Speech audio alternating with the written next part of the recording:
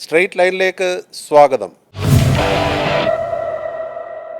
ഏതെങ്കിലും ഒരു മുഖ്യമന്ത്രിയുടെ മകൻ ഏതെങ്കിലും ഒരു സംസ്ഥാനത്ത് മുന്നായിക്കോട്ടെ ഇപ്പോഴത്തെ ആയിക്കോട്ടെ അദ്ദേഹത്തിന് മന്ത്രിസ്ഥാനം നിഷേധിച്ചാൽ എന്തായിരിക്കും നിലപാട് എന്നുള്ളത് ഞാൻ പറയുന്നത് ശരിയല്ല. ഉമ്മൻചാണ്ടി സാറിന്റെ ഓരോ വർഷത്തെ സേവനത്തിന് 52 വർഷത്തെ സേവനത്തിൽ 52,000 വോട്ടിന്റെ ഭൂരിപക്ഷം കാലത്ത് ആദർശവുമായി നടക്കാൻ അത്ര എളുപ്പമാണോ? അല്ല, അത് എളുപ്പമല്ല എന്ന് മനസ്സിലായിട്ടുണ്ട്. കോട്ടയത്തിന് സ്വാഭാവികമായിട്ടൊരു മന്ത്രി ഉണ്ടാവേണ്ടതാണ്. ഫാദർ ഇല്ലാത്തതിന്റെ വലിയൊരു വിഷമം അത് തീർക്കാത്ത വിധം രാഹുൽ ഗാന്ധി ഉള്ളതുകൊണ്ട് അനാഥത്വമില്ല. ഭാഗ്യവാനായ മകനാണെന്ന് ചോദിച്ചാൽ ആണ്, യാഥാർത്ഥ്യമാണ്. ഗുരു ഏൽപ്പിച്ചൊരു ദൗത്യമായിട്ടാണ് ഞാൻ കണക്കാക്കുന്നത്. ഒറ്റപ്പെടുന്ന ഒരു പ്രശ്നമാണ്. ഉമ്മൻചാണ്ടിയെ പോലെ മുഖ്യമന്ത്രി തന്നെയാണ് അദ്ദേഹം. എൻ്റെ പിതാവ് കേരളത്തിൻ്റെ മുഖ്യമന്ത്രിയായിരുന്നപ്പോൾ ഞാൻ എങ്ങനെ ഉണ്ടായിരുന്നു നിങ്ങൾ അനലൈസ് ചെയ്യുക. എനിക്ക് പദവി കിട്ടാത്തപ്പം എങ്ങനെയായിരുന്നു ഞാനെന്ന് നിങ്ങൾ അനലൈസ് ചെയ്യുക. കേരളത്തിലെ യുവ MLA-മാരിൽ ഏറ്റവും ജനകീയനായ ശ്രീ ചാണ്ടി ഉമ്മനാണ് നമ്മുടെ ഇന്നത്തെ അതിഥി. നമസ്കാരം ശ്രീ ചാണ്ടി ഉമ്മൻ. നമസ്കാരം. ഇത്തവണ പുതുപ്പള്ളിയിലെ ഭൂരിപക്ഷം 52,907 ആയിരുന്നു. യഥാർത്ഥത്തിൽ ഉമ്മൻചാണ്ടി സാർ ഉണ്ടായിരുന്നപ്പോൾ പോലും അതിൻ്റെ അത്രയും ഭൂരിപക്ഷം കിട്ടിയിട്ടില്ല. എന്ത് പറയുന്നു? അല്ല, അത് പുതുപ്പള്ളിയിലെ ജനങ്ങൾ അപ്പയോടുള്ള സ്നേഹവും എന്നോടുള്ള സ്നേഹം കൊണ്ട് അവർ നൽകിയ വലിയൊരു സ്നേഹമാണ്, പിന്തുണയാണ്. ഞാൻ ഒരിക്കലും അത് മറക്കത്തില്ല. കാരണം അപ്പ ഉണ്ടായിരുന്ന പോലെ തന്നെ അവരെ ചേർത്ത് പിടിക്കാൻ എൻ്റെ മണ്ഡലത്തിൻ്റെ വികസനമാണ് എൻ്റെ ഫോക്കസ്. അപ്പോൾ അത് എന്തൊക്കെ ചെയ്യാൻ സാധിക്കും എന്നുള്ള ആലോചനയിലാണ്. പരമാവധി കാര്യങ്ങൾ ഈ 5 വർഷം കൊണ്ട് ഞാൻ പുതുപ്പള്ളിക്ക് വേണ്ടി ചെയ്തു തീർക്കും. ഈ 52 എന്ന് പറയുന്നതിന് എന്തെങ്കിലും പ്രാധാന്യമുണ്ടോ? 52 വർഷം എന്ന് പറഞ്ഞാൽ ഞാൻ വിചാരിക്കുന്നത് എൻ്റെ പിതാവ് 52 വർഷത്തിൽ പരം 53-ന് തൊട്ടടുത്ത് വെച്ചാണ് അദ്ദേഹം തൻ്റെ ജീവിതം പൂർത്തിയാക്കുന്നത്. അപ്പോൾ അത്രയും നാളത്തെ 1000 വോട്ട് വെച്ച് എനിക്ക് തന്നിരിക്കുകയാണ്. ഓരോ വർഷവും 1000 വെച്ച് ലീഡ് തന്നിരിക്കും. അതായത് ഉമ്മൻചാണ്ടി സാറിന്റെ ഓരോ വർഷത്തെ സേവനത്തിന് 52 വർഷത്തെ സേവനത്തിൽ 52,000 വോട്ടിന്റെ ഭൂരിപക്ഷം. ഓരോ വർഷം 1000 വെച്ച് ഓരോ വർഷം 1000 വെച്ച് എനിക്ക് തന്നിരിക്കുകയാണ്. അത്രയും സ്നേഹമാണ് തരുന്നത്. അതെ, ഭൂരിപക്ഷമാണ്, ലീഡല്ല, വോട്ടല്ല. 52,000 ഭൂരിപക്ഷം തന്നിരിക്കുകയാണ്. അത് കേരളത്തിലെ തന്നെ ഏറ്റവും നല്ല മെജോറിറ്റികളിലൊന്നാണ്. അതെ, നല്ല മെജോറിറ്റികളൊന്നാണ്. അതായത് മലപ്പുറം ജില്ല ഒഴിച്ചു നിർത്തിയാൽ ഒന്നാമതാണത്. ഇപ്പം ഞാൻ ആദ്യം സൂചിപ്പിച്ച പോലെ ഏറ്റവും ജനകീയനായ ഒരു MLA ആണ്. പ്രത്യേകിച്ച് യുവാക്കൾക്കിടയിലൊക്കെ ഒരു ഹരമാണ്. യഥാർത്ഥത്തിൽ ചാണ്ടി ഉമ്മനാണോ അതോ സ്റ്റീഫൻ നെടുമ്പള്ളിയാണോ ലൂസിഫറിൽ മോഹൻലാൽ അവതരിപ്പിച്ച കഥാപാത്രത്തെ പോലെ? അത് നിങ്ങൾ ഓരോ ഇലുമിനാറ്റിയോട് പറയാതിരുന്നാൽ മതി. അല്ല, സ്റ്റീഫൻ നെടുമ്പള്ളി എന്നൊക്കെ അന്ന് ഭയങ്കരമായിട്ട് വിളിക്കുന്നുണ്ടായിരുന്നു. അല്ല, ഞാനത് ഇപ്പം സ്വാഭാവികമായിട്ടും അന്ന് ഇപ്പം വലിയൊരു ഹൈപ്പ്, മീഡിയ ഹൈപ്പ് വന്നല്ലോ. ഞാൻ മന്ത്രിയാണെന്ന് പറഞ്ഞപ്പോൾ എൻ്റെ മണ്ഡലത്തിൽ നിന്ന് ഒത്തിരി പേര് സത്യപ്രതിജ്ഞയ്ക്ക് വന്നു. അപ്പോൾ അവരെല്ലാം തിരിച്ചു പോകാൻ തുടങ്ങിയപ്പോൾ ഞാൻ പറഞ്ഞു അത് വേണ്ട, വന്ന സ്ഥിതിക്ക് UDF-ൻ്റെ മന്ത്രിസഭയാണ്, ഉമ്മൻചാണ്ടിക്ക് നീതി കിട്ടുന്ന നിമിഷമാണ്, അത് നിങ്ങൾ അതിന് സാക്ഷ്യം വഹിച്ചിട്ടേ പോകാവുള്ളൂ. നിർബന്ധ ബുദ്ധിയിൽ ഞാൻ അവരെ കൂട്ടിക്കൊണ്ട്, എന്തായാലും എല്ലാവർക്കും എൻ്റെ വണ്ടിയിൽ പോകാൻ പറ്റത്തില്ല, അതുകൊണ്ട് എല്ലാവരെയും കണ്ട് എൻജോയ് ചെയ്യാൻ പറ്റുന്ന ദിവസമാണല്ലോ. അപ്പം എനിക്കാണെങ്കിൽ നടപ്പ് ഇഷ്ടമാണ്, അപ്പം നടന്നങ്ങ് പോയെന്നേ ഉള്ളൂ. പിന്നെയാണ് ഒരു കമ്പാരിസൺ അങ്ങനെ വന്നത്. ആ സിനിമ കണ്ടായിരുന്നു ലൂസിഫർ? കണ്ടിട്ടുണ്ട്. മോഹൻലാലിന്റെ ഒരു കഥാപാത്രം ഫസ്റ്റ് പാർട്ട് കണ്ടായിരുന്നു. അതിലാണ് ലൂസിഫറിലാണ് അത് വന്നത്. അല്ല, ബാക്കിയുള്ള കഥ അങ്ങനെ ആവാതിരിക്കട്ടെ എന്ന് ഞാൻ പ്രാർത്ഥിക്കുന്നത്. ശരിക്കും പിന്നെ ഈ മന്ത്രിസ്ഥാനത്തെക്കുറിച്ച് പറയുമ്പോൾ താങ്കൾ ഇതിനോടകം വ്യക്തമാക്കി കഴിഞ്ഞത് താങ്കളെ ഒരു ഘട്ടത്തിലും പരിഗണിച്ചിരുന്നില്ല. പക്ഷേ മാധ്യമങ്ങളിൽ അവസാന നിമിഷം വരെയും ഇങ്ങനെ ഒരു പ്രചരണം വന്നുകൊണ്ടേയിരുന്നു. എന്താണ് അതിൻ്റെ കാരണം? അതെനിക്കറിയില്ല. മാധ്യമങ്ങളോട് ചോദിക്കണം എന്തിനങ്ങനെ കൊടുത്തു, ആര് കൊടുത്തു. ഇതിപ്പോൾ കൺസേർട്ടഡ് ആയിട്ടൊരു ക്യാമ്പയിൻ ഇപ്പോൾ ചിലപ്പോൾ നടക്കുക. ഇപ്പം ഇലക്ഷന് തൊട്ട് മുമ്പ് വരെ ഇങ്ങനെ സൈബർ അറ്റാക്ക് ഇടയ്ക്കുണ്ടാവും. ഇപ്പോൾ വീണ്ടും ആ സൈബർ ആക്രമണം തുടങ്ങിയിരിക്കുകയാണ്. ഓവറാക്കരുത് എന്നൊക്കെ പറഞ്ഞ് ഇങ്ങനെ ചെയ്യുകയാണ്. ഞാൻ പറയുന്നത്, ഞാൻ ഒരിക്കലും PR വർക്ക് നടത്തിയിട്ടില്ല. ഇപ്പം ഇതൊക്കെ നാച്ചുറലായിട്ട് വന്ന് ചേർന്ന പ്രോസസ്സ് മാത്രമാണ്. എൻ്റെ അടുത്ത് പല PR ഏജൻസിയും വന്നിരുന്നു, പക്ഷെ ആരെയും ഞാൻ എടുത്തിട്ടില്ല.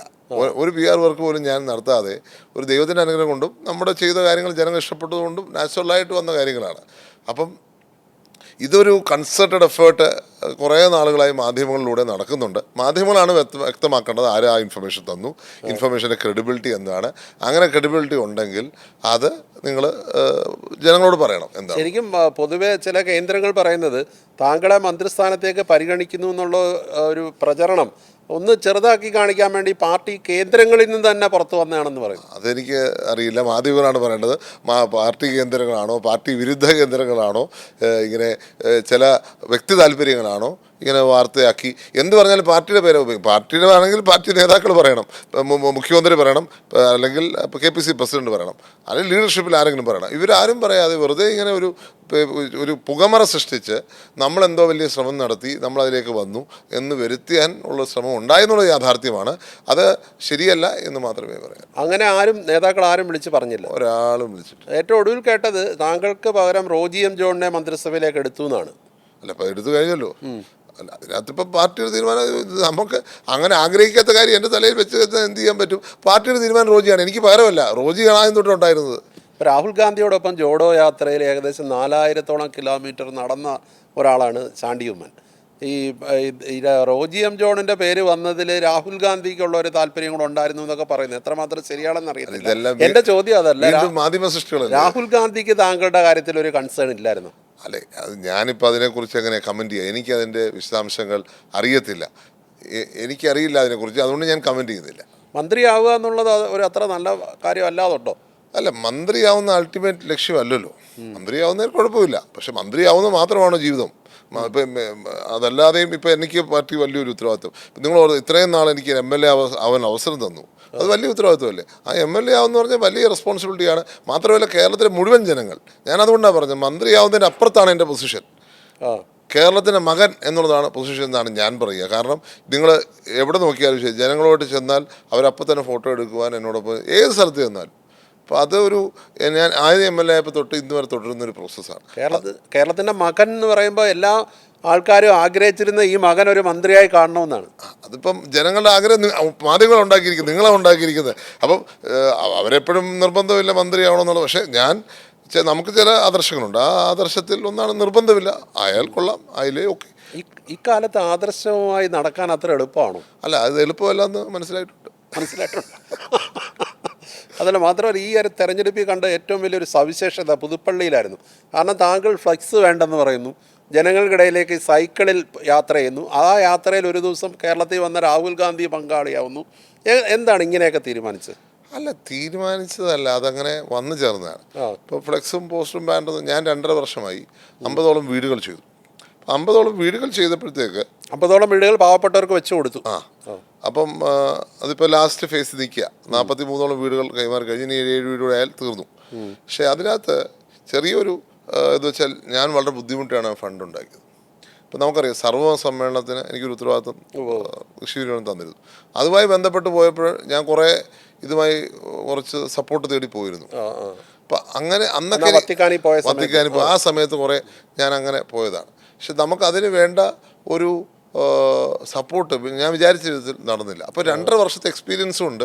ഞാൻ തീരുമാനിച്ചു എനിക്കിനി കുറേ കൂടി വീടുകൾ ചെയ്യണം. എൻ്റെ മണ്ഡലത്തിൽ 100-200 വീടുകൾ ചെയ്യണം എന്നുള്ള ഞാൻ ഫൈനൽ എൻ്റെ ഇലക്ഷൻ മുമ്പ് പറഞ്ഞ കാര്യമാണ്. അപ്പോൾ അടുത്ത 5 വർഷം കൊണ്ട് അതാണ് എൻ്റെ പ്ലാൻ. അപ്പം അങ്ങനെ ചെയ്യേണ്ടി വരുമ്പോൾ ഞാൻ ഇനിയും ഓടാൻ പാടില്ല. എനിക്കിനി അങ്ങനെ ഓടാൻ സമയമില്ല. അതുകൊണ്ട് എനിക്ക് എന്തെങ്കിലും മിച്ചം കിട്ടുവാണെങ്കിൽ എനിക്ക് എൻ്റെ ഇലക്ഷനിൽ നിന്ന് ബാക്കി വരുന്നതെല്ലാം ഇതിലേക്ക് മാറ്റണം എന്നുള്ള ആഗ്രഹത്തിലാണ് ഞാൻ അങ്ങനെ ഒരു തീരുമാനമെടുത്തത്. അത് പക്ഷേ എഫക്റ്റ് വേറെ ഉണ്ടായെന്നുള്ളത് ശരിയാണ്. പക്ഷേ ഞാൻ ഉദ്ദേശിച്ചത് അതല്ല. എനിക്ക് എൻ്റെ ഫ്യൂച്ചറിലേക്ക് ഉപയോഗിക്കുക എന്നുള്ളത്, ഭാവിയിലേക്ക് ഉപയോഗിക്കുക എന്നുള്ളതാണ് എൻ്റെ ലക്ഷ്യം. പക്ഷെ അതിന് വേറൊരു മാനം ജനങ്ങൾ കൊടുത്തു. അതുപോലെ തന്നെ സൈക്കിളും സ്വാഭാവികമായിട്ട് വന്നു ചേർന്നൊരു കാര്യമാണ്. അത് മനസ്സിൽ തോന്നി, ഇങ്ങനൊരു സ്കൂട്ടർ വേണം തോന്നി, പിന്നെ അത് സൈക്കിളിലോട്ട് മാറി. അങ്ങനെ ആ സൈക്കിൾ ഇലക്ട്രിക് സൈക്കിളായപ്പോൾ അതിനെക്കാട്ടി സന്തോഷമായി. അപ്പോൾ ഇലക്ട്രിക് സ്കൂട്ടറാണെങ്കിൽ 1.5 ലക്ഷം 2 ലക്ഷമൊക്കെ ചിലപ്പോൾ വന്നിരുന്നതാണ് ഞാൻ മനസ്സിലായി, അല്ലെങ്കിൽ 1.20 ആവുമെന്ന്. ഇതാണ് അതിൻ്റെ പകുതിക്ക് കിട്ടിയപ്പോൾ എനിക്ക് സന്തോഷമായി. സ്കൂട്ടറായിട്ട് ഉപയോഗിക്കാം, സൈക്കിളായിട്ട് ഉപയോഗിക്കാം. അപ്പോൾ അങ്ങനെ ഒരു പ്രചരണത്തിന് രാവിലെ എല്ലാം അതാ ഉപയോഗിച്ചത്. അത് ഞാൻ 6 മണിക്ക് പ്രചരണത്തിന് പോയായിരുന്നു. അപ്പോൾ ആൾക്കാർ നോക്കുമ്പോൾ രാവിലെ 6-6:15 ആകുമ്പോൾ MLA വീട്ടിൽ വന്നിരിക്കണം, അത് വോട്ട് ചോദിച്ചു. അപ്പോൾ അതൊരു വ്യത്യസ്തമായിട്ട് ഈ സ്കൂട്ടർ അത് ചാർജ് ചെയ്യണ്ട, എത്രയും നേരം ചാർജ് ചെയ്യണം. അത് ചെറിയൊരു ഒരു എഫിഷ്യൻറ്റ്, അതിനൊരു ചൂട് എഫിഷ്യൻസി ഉണ്ടാവണം ഞാൻ ആഗ്രഹിക്കുന്നത്. ഒരു 12 മണിക്കൂറൊക്കെ നിൽക്കുന്ന ഒരു ബാറ്ററി ആണെങ്കിൽ ചൂട് നന്നായിരിക്കും. രാഹുൽ ഗാന്ധിയെ ഇതിലേക്ക് ക്ഷണിക്കുകയായിരുന്നു അവിടെ വന്നപ്പോൾ. ഞാനിങ്ങനെ ഒരു ആഗ്രഹം പ്രകടിപ്പിച്ചിരുന്നു. അപ്പം അദ്ദേഹം വരുമെന്ന് ഞാൻ വിചാരിച്ചു. എന്നാലും വന്നു. സൈക്കിളിൽ കയറാൻ അദ്ദേഹം സമ്മതിച്ചു. അദ്ദേഹത്തിന് ഇത്തരം കാര്യങ്ങളിലൊക്കെ ഒരു കൗതുകമുള്ള മനസ്സുള്ള, അതുകൊണ്ട് തന്നെ ഇന്ത്യ മൊത്തം അതിൻ്റെ ഒരു ഇത് കിട്ടിയത്. അതെ, അതിൻ്റെ ഒരു വാർത്ത വലിയ രീതിയിൽ വന്നു. ശരിക്കും ഈ കോട്ടയത്തിന് മന്ത്രിയില്ല, ഓർത്തഡോക്സ് സഭ പ്രതിഷേധിച്ചു, ഇങ്ങനെയൊക്കെയുള്ള പ്രചരണങ്ങൾ ഇപ്പോഴും നിലനിൽക്കുന്നുണ്ട്. എന്ത് പറയില്ല, അതിനകത്ത് കോട്ടയത്തിന് സ്വാഭാവികമായിട്ടൊരു മന്ത്രി ഉണ്ടാവേണ്ടതാണ്. അതിപ്പോൾ ആരായാലും ഒരു മന്ത്രിയാവായിരുന്നു. തിരുവഞ്ചൂർ സാറാണെങ്കിൽ പോലും ആവാമെന്നുള്ളൊരു അഭിപ്രായമായിരുന്നു എനിക്കുള്ളത്. അതുപോലെ തന്നെ ഇപ്പം ജനങ്ങളുടെ ആഗ്രഹം പലരും പല കാര്യങ്ങളും പറയുന്നുണ്ട്. ഇപ്പം പിന്നെ പാർട്ടിക്ക് പല ഫാക്ടേഴ്സ് ഉണ്ടല്ലോ. ഇപ്പം നമ്മൾ പറയുന്ന ഫാക്ടർ അല്ലല്ലോ പാർട്ടിയുടെ ഫാക്ടർ. പാർട്ടിക്ക് കറക്റ്റ് സമയത്ത് കറക്റ്റ് ഡിസിഷൻ എടുക്കുന്നതാണ് എൻ്റെ പൂർണ്ണ വിശ്വാസം. അല്ല, ഇപ്പോൾ തിരുവഞ്ചൂർ വന്നിട്ടുണ്ടെങ്കിലും അദ്ദേഹം സ്പീക്കറാണ്, മന്ത്രിയല്ല. അതെ, പക്ഷേ അതിന് വേറെ മഹത്വം ഉണ്ട് കേട്ടോ.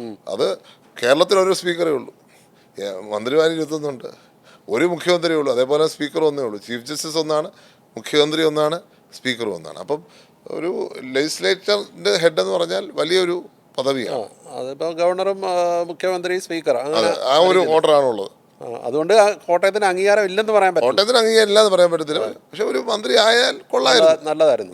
ഇപ്പം സൈക്കിളിൻ്റെ കാര്യം പറഞ്ഞുകൊണ്ട് ചോദിച്ചാൽ ഈ പഠിക്കുന്ന കാലത്തൊക്കെ കോളേജിൽ പോകാനൊക്കെ അച്ഛൻ ഈ 2 വീലറൊക്കെ ഉപയോഗിക്കാൻ സമ്മതിക്കുമായിരുന്നു. സമ്മതിക്കുന്നത് പുള്ളിക്ക് താല്പര്യമില്ലായിരുന്നു, ഒട്ടും ഇഷ്ടമില്ലായിരുന്നു. അദ്ദേഹം ഡിസ്കറേജ് ചെയ്യുമായിരുന്നു. കാരണം എൻ്റെ ഫാദറിൻ്റെ സിസ്റ്ററിൻ്റെ മകൻ ഒരു ബൈക്ക് ആക്സിഡൻറ്റിലാണ് മരിച്ചത്. ഞങ്ങൾക്ക് ആർക്കും അത് അദ്ദേഹം എൻകറേജ് ചെയ്തു. പക്ഷേ രണ്ടാമത്തെ സിസ്റ്റർ പുള്ളിക്കാരത്തി സ്കൂട്ടറൊക്കെ എടുത്ത് കോളേജിലേക്ക് അതൊക്കെ പിന്നെ അത് സെന്നാക്കി കൊടുത്തൊരു മാരേജ്. പക്ഷേ ഫാദറിന് ഒട്ടും ഇഷ്ടമില്ലായിരുന്നു വണ്ടി ഓടിക്കുന്ന. ഞങ്ങളെ ഒന്നും എൻകറേജ് ചെയ്യത്തേയില്ല. ഇത്തവണ ഈ MLA ആയിട്ട് വരുന്നതിൻ്റെ അന്ന് ഈ അച്ഛൻ്റെ സ്മൃതി കുടീരത്തിൽ പോവുകയും വളരെ വികാരാധീനനാകുകയും ചെയ്തു. ശരിക്കും അപ്പ എന്നല്ല വിളിക്കുന്നത് അല്ലേ? അപ്പ പോയതിന് ശേഷം ഒരു അനാഥനായെന്ന് തോന്നിയിട്ടുണ്ടോ? ജനക്കൂട്ടം ഒപ്പം ഉണ്ട്, അത് വേറെ കാര്യം. ജനങ്ങളുടെ സ്നേഹം ഉള്ളതുകൊണ്ട് മാത്രമാണ് അനാഥത്വം ഫീൽ ചെയ്യാത്തത്. കാരണം ജനങ്ങൾ എന്നെ സംബന്ധിച്ച് ഞാൻ പറഞ്ഞില്ല, കേരളത്തിൻ്റെ മകൻ എന്ന രീതി ഞാൻ പറഞ്ഞ അക്ഷരാർത്ഥത്തിൽ പറഞ്ഞതാണ്. പാർട്ടി ഭേദമന്യേ എല്ലാവരും എന്നെ അവരുടെ ഭാഗമാക്കി വെച്ചിട്ടുണ്ട്, സംശയമില്ല. പക്ഷേ ഫാദർ ഇല്ലാത്തതിൻ്റെ വലിയൊരു വിഷമം അത് തീർക്കാത്ത വിധം ഉണ്ട്. ഞാൻ അനാഥനാണോ എന്ന് ചോദിച്ചത്, ഇപ്പം ജനങ്ങളുടെ ഒരു സാഗരം ഒപ്പം ഉണ്ട്, പക്ഷേ പാർട്ടിയിൽ നിൽക്കുമ്പോൾ പാർട്ടിയിൽ അനാഥനാണോ എന്നാണ് ഞാൻ ചോദിച്ചത്. അല്ല, രാഹുൽ ഗാന്ധി ഉള്ളതുകൊണ്ട് അനാഥത്വം ഇല്ല. അദ്ദേഹം വിവരങ്ങൾ അന്വേഷിക്കൂ. അല്ല, അദ്ദേഹം വന്നില്ലേ എൻ്റെ പ്രചരണത്തിന്. അദ്ദേഹം പറഞ്ഞെന്താ, ഈ ഒരു വേറെ എവിടെ പോയാലും ഇവിടെ പോയിരിക്കണം എന്ന് അദ്ദേഹം പറഞ്ഞു തന്നെ വലിയ വാക്കുകളാണ്. രാഹുൽ ഗാന്ധി ഡൽഹിയിലാണ്, കേരളത്തിലുള്ള നേതാക്കളുടെ കാര്യത്തിൽ അതൊക്കെ ഉണ്ട്. ആവശ്യത്തിനുള്ള നേതാക്കന്മാരെല്ലാം പിന്തുണ നൽകുന്നുണ്ട്, എല്ലാവരും പിന്തുണ നൽകുന്നുണ്ട്. അങ്ങനെയുള്ളൊരു വിഷമമില്ല. മറ്റൊരു കാര്യം കൂടെ അവിടെ വെച്ച് പറഞ്ഞായിരുന്നു, ഞാനൊരു നിർഭാഗ്യവാനായ മകനാണെന്ന്. അങ്ങനെ പറയേണ്ട കാര്യമുണ്ടോ? നിർഭാഗ്യവാനായ മകനാണെന്ന് ചോദിച്ചാൽ ആണ്, യാഥാർത്ഥ്യമാണ്. അതിപ്പം ഇന്ത്യയിലെ ഒരു സാഹചര്യം, ഇന്ത്യയിലെ രാഷ്ട്രീയ സാഹചര്യം എന്ന് വെച്ചാൽ ഒത്തിരിയേറെ മുഖ്യമന്ത്രിമാരുടെ മക്കളുണ്ടായിട്ടുണ്ട്. നിങ്ങൾ വിലയിരുത്തിക്കോളൂ ബാക്കി കാര്യങ്ങൾ, ഞാൻ കൂടുതൽ പറയണ്ട. അല്ല, പക്ഷേ അത് മനസ്സിലായി. അല്ല, അന്ന് പറഞ്ഞ എന്തോ അച്ഛനെ കൊലപ്പെടുത്താൻ ശ്രമിച്ച ഇതേ വേദി നമ്മൾ ചർച്ച ചെയ്തു. ഇതിനു മുമ്പ് ഈ വേദിയിൽ വന്നപ്പോൾ അത്ര നല്ലൊരു സാഹചര്യത്തിലല്ല നമ്മൾ അന്ന് സംസാരിച്ചത്. അപ്പോൾ നമുക്കറിയാം, ഇങ്ങനെ വ്യാജ പ്രചരണങ്ങൾ, വ്യാജ വാർത്തകൾ കൊടുക്കുക എന്നുള്ളത് ഇതാ പ്രശ്നം. ഇതാണ് ഒരു മാധ്യമങ്ങളുടെ ഒരു ധർമ്മം മറന്നുകൊണ്ട് ചിലർ ചെയ്യുന്ന പ്രവർത്തനമാണ്.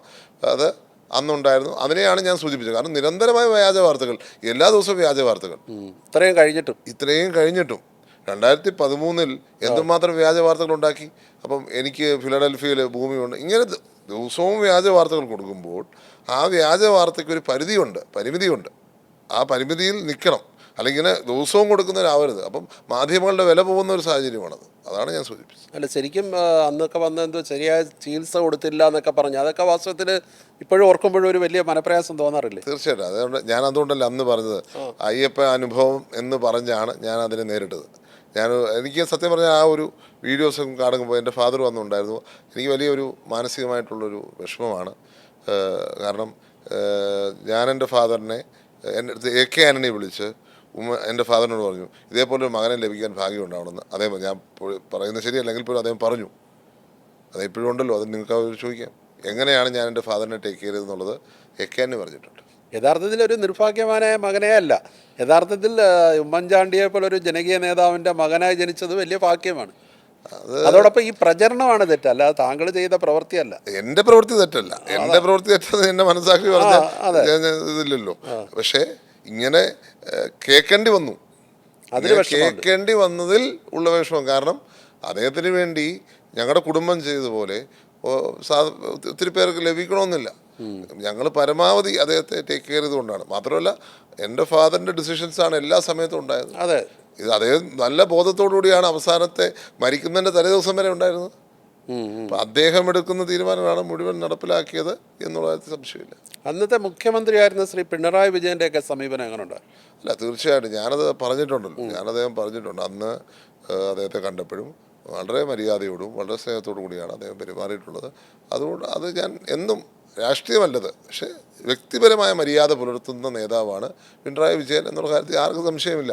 പക്ഷേ അതിൻ്റെ അർത്ഥം രാഷ്ട്രീയമായി യോജിക്കുന്നതാണോ? അല്ല, രാഷ്ട്രീയമായി ഏറ്റവും കൂടുതൽ എതിർക്കുന്ന ഒരാളാണ് ഞാൻ. പക്ഷേ വ്യക്തിപരമായി യോജിക്കാൻ പറ്റുന്ന മേഖലയിൽ, വ്യക്തിപരമായ കാര്യങ്ങളിൽ അദ്ദേഹം ചെയ്തിട്ടുണ്ടെങ്കിൽ അത് നന്മയായിട്ട് ഞാൻ പറയും. ഇപ്പോൾ കേരള രാഷ്ട്രീയത്തിൽ ഇപ്പോൾ ഇങ്ങോട്ട് നോക്കുമ്പം പഴയ കാലങ്ങളെക്കാട്ടി വ്യക്തിവിദ്വേഷങ്ങൾ, വ്യക്തിപരമായ അധിക്ഷേപങ്ങൾ ചൊരിയൽ, ഇതൊക്കെ പണ്ടില്ലാത്ത രീതിയിൽ ഇപ്പോൾ ഉണ്ട്.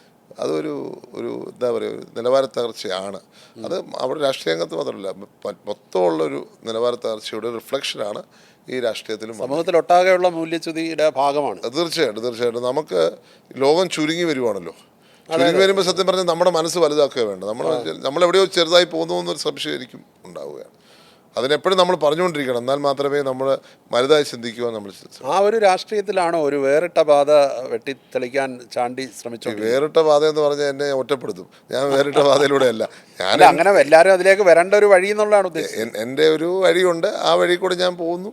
ആ വഴി എല്ലാവരും പോകുന്നതിനോട് ഞാൻ സൈഡ് മാറി പോകുന്നതേ ഉള്ളൂ. ഇപ്പോൾ ശിവഗിരി മഠവുമായിട്ടൊക്കെ വളരെ അടുത്ത് സഹകരിച്ച് പ്രവർത്തിക്കുന്നു.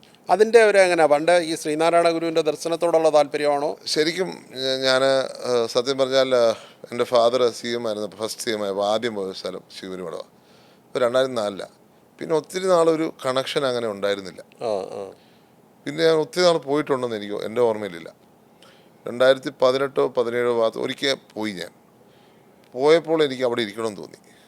പക്ഷെ അവിടെ ഇരുന്നില്ലെങ്കിലും ഞാൻ നമ്മുടെ തൊട്ടപ്പുറത്തുള്ള സ്ഥലത്ത് പോയി ജസ്റ്റ് ഇങ്ങനെ ധ്യാനത്തിൽ ഇരുന്നു.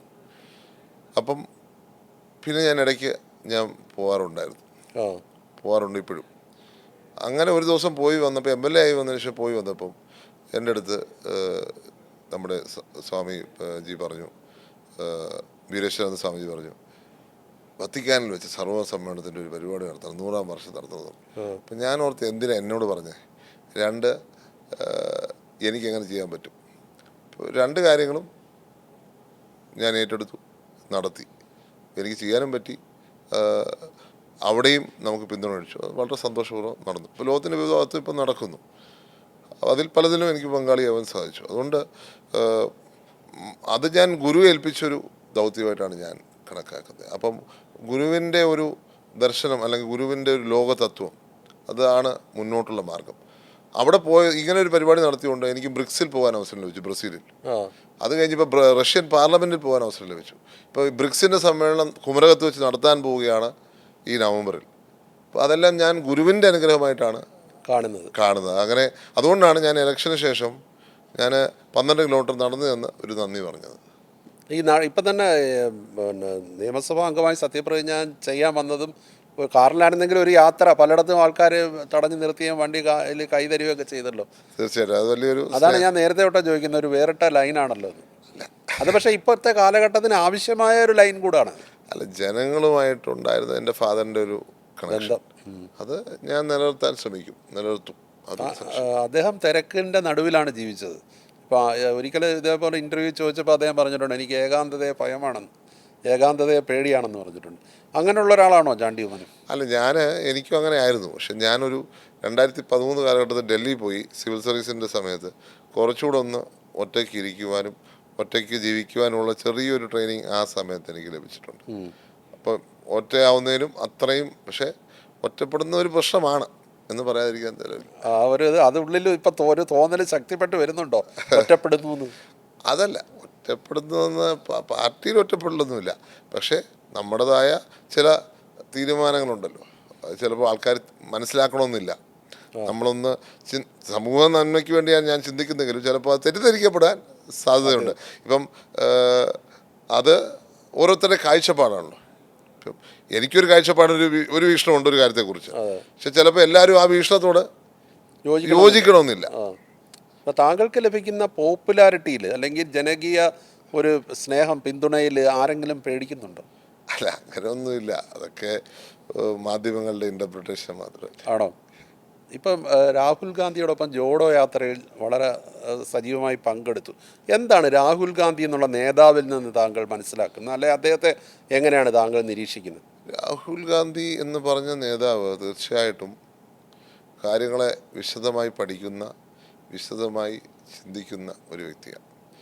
ഇപ്പം ഇതേപോലൊരു വ്യക്തി ശരിക്കും പറഞ്ഞാൽ അപൂർവമായിരിക്കും. അദ്ദേഹത്തിൻ്റെ കാഴ്ചപ്പാടും ഒരു ഗാന്ധിയൻ മാതൃകയാണ്. പക്ഷെ ഇന്ന് ഗാന്ധിയൻ മാതൃക നമ്മുടെ രാജ്യത്ത് വലിയ സ്വീകാര്യമല്ല. അല്ലെങ്കിൽ പോപ്പുലർ നരേറ്റീവിൽ ജനങ്ങളുടെ സ്വീകാര്യമായിരിക്കും, പക്ഷെ നരേറ്റീവിൽ, മീഡിയയുടെ നരേറ്റീവിൽ സ്വീകാര്യമല്ല. അദ്ദേഹം ചില ആദർശങ്ങൾ, അത് ആദിവാസികളുടെ സംരക്ഷണമാണെങ്കിലും, അത് ഈ ദളിത് വിഭാഗങ്ങളുടെ സംരക്ഷണമാണെങ്കിലും, പിന്നോക്ക വിഭാഗങ്ങളുടെ സംരക്ഷണമാണെങ്കിലും അദ്ദേഹത്തിന് പ്രത്യേക കാഴ്ചപ്പാടുള്ള ഒരു വ്യക്തിത്വമാണ്. അപ്പോൾ അദ്ദേഹത്തിൻ്റെ നരേറ്റീവ് ചിലപ്പോൾ ഈ പറഞ്ഞ പോപ്പുലറായി ചിലപ്പോൾ സ്വീകരിക്കപ്പെടണമെന്നില്ല, പക്ഷേ അതൊരു നരേറ്റീവാണ്. ഈ രാജ്യത്തിൻ്റെ ഏറ്റവും പ്രഥമമായ നേതാവായിരുന്ന ഗാന്ധിയുടെ നരേറ്റീവിനോട് ചേർന്ന് നിൽക്കുന്ന നരേറ്റീവാണ്. ആ നരേറ്റീവ് തീർച്ചയായിട്ടും നമുക്ക് ആവശ്യമാണ്. അതിനനുസരിച്ച് മാത്രമേ നമ്മുടെ രാജ്യവും മുന്നോട്ട് പോകുന്നു. കാരണം എല്ലാവരും ചേർത്ത് പിടിക്കണം. നമുക്ക് ഒരു വിവാഹം മാത്രം പോരാ, എല്ലാവരും വേണം. അതിനകത്ത് ഹിന്ദുവും വേണം, മുസ്ലിം വേണം, ക്രിസ്ത്യനും വേണം, സിഖും വേണം, പിന്നോക്കാരും വേണം. എല്ലാ വ്യക്തികളും എൻ്റെ ഭാഗമായിട്ടുണ്ടാവണം. അങ്ങനെ ഒരു കാഴ്ചപ്പാടുള്ള കുട്ടികൾ തൊട്ട് ഏറ്റവും മുതിർന്നവർക്ക് പോലും ആവേശമുള്ളൊരു നേതാവാണ് രാഹുൽ ഗാന്ധി. അത് ഭാരത് ജോഡോ യാത്രയിൽ നമ്മൾ കണ്ടൊരു കാര്യമാണ്. എല്ലാവർക്കും സ്വീകാര്യനൊരു നേതാവാണ്. പക്ഷേ നമ്മുടെ ഒരു ഇലക്ഷൻ മെഷീനറി അതങ്ങോട്ട് എന്താ പറയുക, പൂർണ്ണമായി സജ്ജമായാൽ മാത്രമേ ഈ കാഴ്ചപ്പാട് ജനങ്ങളിലേക്ക് എത്തിക്കാൻ പറ്റത്തുള്ളൂ. കോൺഗ്രസിൻ്റെ ഇലക്ഷൻ മെഷീനറി ഒരു പാളിച്ച ഞാൻ ശ്രദ്ധിക്കുന്നുണ്ട്. കോൺഗ്രസിനെ അധികാരത്തിൽ എത്തിക്കാൻ പ്രാപ്തമാണോ ഈ ഒരു ശൈലി? തീർച്ചയായിട്ടും. ഞാൻ പറഞ്ഞു, ആ മെഷീനറി ഒന്ന് ഉണർന്നാൽ, ഇപ്പം കേരളത്തിലെ മെഷീനറി ഉണർന്നുണ്ട്, 102 സീറ്റാണ് ജയിച്ചത്. ആ മെഷീനറി ഒന്ന് ഉണർന്നാൽ നമുക്ക് വീണ്ടും തിരിച്ചു പിടിക്കാം. കേരളത്തിലെ 102 സീറ്റ് ജയിച്ചതിൻ്റെ പിന്നിൽ കോൺഗ്രസ് നയിക്കുന്ന UDF-നോടുള്ള താല്പര്യത്തെക്കാളേറെ കഴിഞ്ഞ ഗവൺമെൻറ്റിനോടുള്ള ഒരു എതിർപ്പാണെന്നും പറയുന്നുണ്ട്. എതിർപ്പ് മാത്രമല്ല, അവർ കോൺഗ്രസ് ഗവൺമെൻറ്റിൻ്റെ പഴയ കോൺഗ്രസ് ഗവൺമെൻറ് കമ്പാരിസൺ കൂടിയുണ്ട്. ഉമ്മൻചാണ്ടി ഗവൺമെൻറ് UDF ഗവൺമെൻറ്റുമായിട്ടുള്ള കമ്പാരിസണും ഈ ഗവൺമെൻറ്റുമായിട്ടുള്ള കമ്പാരിസണുണ്ട്. എന്താണ് 10 വർഷക്കാലം ഈ ഇടതുപക്ഷം ചെയ്തെന്നുള്ള കമ്പാരിസൺ നോക്കുമ്പോൾ ഒന്നുമില്ല. ഒരു പദ്ധതി പൂർത്തിയാക്കി പദ്ധതിയുണ്ടോ? ഒരു പദ്ധതി ഈ VD സതീശൻ എന്ന് പറഞ്ഞ മുഖ്യമന്ത്രിക്ക് ഉദ്ഘാടനം ചെയ്യാൻ പറ്റുമോ? 3-ാം മാസം, ഞാൻ ഇന്നേക്ക് 3-ാം മാസം, ഇന്ന് മെയ് ആണല്ലോ, 8 പോട്ടെ, ഒക്ടോബർ വരെ ഒരു പദ്ധതി പൂർത്തിയാക്കി ഉദ്ഘാടനം ചെയ്യാൻ പറ്റുമോ? ഏതെങ്കിലും ഇപ്പം മെട്രോ കഴിഞ്ഞ ഗവൺമെന്റ് കാലത്ത് തുടങ്ങി വെച്ച് വർക്ക് നടത്തി പൂർത്തിയാക്കാൻ പറ്റുന്ന ഒരു പദ്ധതി. ഇപ്പോൾ കൊച്ചി മെട്രോ ഉമ്മൻചാണ്ടി സർക്കാർ രാജിവെച്ചതിന് 3-ാമത്തെ ദിവസം ഇനോഗ്രേഷൻ നടത്തി, പ്രധാനമന്ത്രി വന്നാണ് ഉദ്ഘാടനം നടത്തിയത്. അങ്ങനെ ഒരു പദ്ധതി ചൂണ്ടിക്കാണിക്കാനുണ്ടോ? അതായത് കഴിഞ്ഞ 10 വർഷക്കാലത്ത് അങ്ങനെ ഒരു മേജർ പദ്ധതി ഇവർ വർക്ക് ചെയ്ത് തുടങ്ങിയില്ല. വർക്ക് ഉണ്ട്. NH സംബന്ധിച്ചു, NH കുറച്ച് വർക്ക് നടക്കുന്നുണ്ട്, പക്ഷേ എവിടെയാണ് പൂർത്തിയാവുന്നത്? എവിടെയാ അതിൻ്റെ എക്സ്റ്റൻസ്? പക്ഷേ അവർ അവകാശപ്പെട്ടത് ഒട്ടേറെ വികസന പ്രവർത്തനങ്ങൾ നടത്തിയെന്നാണ്. ഇപ്പോൾ പാലങ്ങൾ, സ്മാർട്ട് റോഡ്, സ്മാർട്ട് സ്കൂള്, ഇപ്പോൾ തിരുവനന്തപുരത്തെ പോർട്ട് എന്തായി? കണക്ഷൻ ഇതുവരെ ആയിട്ടുണ്ടോ? റെയിൽ കണക്ഷൻ ആയിട്ടുണ്ടോ? റോഡ് കണക്ഷൻ ആയിട്ടുണ്ടോ? അപ്പം അതൊക്കെയല്ലേ ചോദ്യങ്ങൾ. ആ ചോദ്യത്തിന് മുന്നിൽ അവർ പകച്ചു തന്നിട്ട് കാര്യമില്ല. 10 വർഷക്കാലം കിട്ടി. ഇപ്പോൾ തിരുവനന്തപുരം മെട്രോ, ഈ നാടിൻ്റെ, ഞാൻ സത്യം പറഞ്ഞാൽ എൻ്റെ പിതാവ് മുഖ്യമന്ത്രി ആയിരുന്നപ്പോൾ തിരുവനന്തപുരത്തിനോടുള്ള സ്നേഹം കൊണ്ട്, നാടിനുള്ള സ്നേഹം കൊണ്ട് ചെയ്തൊരു പദ്ധതി. അനന്തൻ്റെ നാട്ടിൽ ഒരു മെട്രോ, അതെന്ത് ചെയ്യേ? എല്ലാ പ്രാവശ്യവും എല്ലാ ഇലക്ഷൻ വരുമ്പോൾ ഇങ്ങനെ മെട്രോ വരും എന്ന് പറയുന്നതല്ല, അത് എന്തെങ്കിലും ചെയ്തോ? നടപ്പിലാക്കിയോ? ഇവിടെ ഒരു ഫ്ലൈ ഓവറിന് വേണ്ടി എന്തോ പണി നടത്തിയെന്നുള്ളതല്ലാതെ എന്താണ് തിരുവനന്തപുരം മെട്രോയ്ക്ക് വേണ്ടി ചെയ്തത്? ഒന്നും ചെയ്തിട്ടില്ല. അതാണ് യാതൊരു വികസന പ്രവർത്തനങ്ങൾ എന്നുള്ളത് വാചകം മാത്രമേ. കാരണം റിസൾട്ട് എന്ത് ചെയ്യും? റിസൾട്ട് കാണണ്ടേ? നമ്മൾ റിസൾട്ട് കണ്ടാൽ ആരെ അക്സെപ്റ്റ് ചെയ്യും? ഇപ്പം കണ്ണൂർ എയർപോർട്ട് എങ്ങനെ കൊടുത്തത്, എങ്ങനെ ഇപ്പം തകർത്തിട്ട് ഇപ്പം ചെന്നാൽ കണ്ണൂർ ആ എയർപോർട്ട് കണ്ടറിയാം. ഞങ്ങളുടെ നാട്ടിലെ ഒരു സ്കൂളിനെ കുറിച്ചാണ് എപ്പോഴും CPM-കാർ ക്യാപ്സ്യൂൾ ഇറക്കുന്നത്. ഏതോ സ്കൂളെന്നല്ല, എൻ്റെ പിതാവ് പഠിച്ച സ്കൂള്. ആ സ്കൂൾ നന്നാക്കാൻ കിഫ്ബിയുടെ ഫണ്ട് അദ്ദേഹം കത്ത് കൊടുത്തിട്ടാണ്, അദ്ദേഹത്തിന് ആവശ്യപ്പെട്ടിട്ടാണ് നന്നാക്കിയത്. അല്ലാതെ അവരെ ഒറ്റയ്ക്ക് പറയുന്നതല്ലല്ലോ. ആ ഒറ്റ സ്കൂൾ മാത്രമാണ് കിഫ്ബിയിൽ അവിടെ നടപ്പിലാക്കിയിട്ടുള്ളത്. ഇതാണ് ഞങ്ങളുടെ മണ്ഡലത്തിലുള്ള അവഗണന. ഞങ്ങളുടെ മണ്ഡലത്തിൽ multi speciality hospital, super speciality ഹോസ്പിറ്റലുണ്ട്, അത് ചെയ്തു തന്നിട്ടില്ല. ഞങ്ങളുടെ വില്ലേജ് ഓഫീസുകൾ നന്നാക്കിയിട്ടില്ല, പണി പൂർത്തിയാക്കിയിട്ടില്ല. അങ്ങനെയുള്ള ഒത്തിരി വികസന ആവശ്യങ്ങൾ ഉണ്ടായിട്ട് അതിനെയൊക്കെ മറക്കുന്ന സാഹചര്യമാണ് ഈ ഗവൺമെൻറ്റുള്ളത്. അതുകൊണ്ട് പക്ഷേ അതേസമയത്ത് കണ്ണൂർ എയർപോർട്ട് വരാൻ ഉമ്മൻചാണ്ടി വരേണ്ടി വന്നു. കണ്ണൂരിൽ എയർപോർട്ട് കൊണ്ടുവന്ന് ഉമ്മൻചാണ്ടി UDF കോൺഗ്രസും അല്ലേ? കഴിഞ്ഞ ദിവസം മുഖ്യമന്ത്രി അവിടെ പോയി ലാൻഡ് ചെയ്യുന്നത് കണ്ടു. LDF ഗവൺമെൻറ് ആയിരുന്നു, നടക്കുമായിരുന്നു? ഇല്ല. അതാണ് വ്യത്യാസം. ഇപ്പോൾ ഈ ഗവൺമെൻറ് നേരത്തെ സൂചിപ്പിച്ച പോലെ 102 സീറ്റ് നേടി ഹൈ എക്സ്പെക്റ്റേഷനാണ്, ആൾക്കാർക്ക് വൻ പ്രതീക്ഷയാണ്. താങ്കൾ ഒരു MLA എന്നുള്ള നിലയിലും അല്ലെങ്കിൽ ഒരു പാർട്ടി പ്രവർത്തകൻ എന്നുള്ള നിലയിലും ഈ ഗവൺമെൻറ്റിൽ നിന്ന് എന്തൊക്കെയാണ് പ്രതീക്ഷിക്കുന്നത്? അല്ല, ഇവിടുത്തെ ചെറുപ്പക്കാർ കഴിഞ്ഞ 10 വർഷം പലായനം ചെയ്യുക. 2016-17 ഞാൻ ഓരോ പ്രാവശ്യവും ലണ്ടൻ സ്കൂൾ ഓഫ് എക്കണോമിക്സിൽ സമ്മർ കോഴ്സസ് ചെയ്യാൻ പോയി.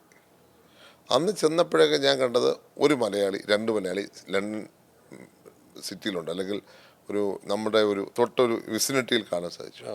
25 ഞാൻ വീണ്ടും പോയി, 24-25 ഞാൻ വീണ്ടും പോയി. നിറച്ച് മലയാളികളാണ്, മുഴുവൻ മലയാളികളാണ്. ലണ്ടൻ നഗരത്തിൽ, മഹാനഗരത്തിൽ നമ്മൾ നടന്നാൽ അപ്പം തന്നെ കാണാം. അങ്ങനെ നമ്മുടെ നാട്ടിലുള്ള ചെറുപ്പക്കാർ മൊത്തം പലായനം ചെയ്യുന്ന സമയത്ത് നമുക്ക് ഇത് നിർത്തുവാൻ സമയമായി.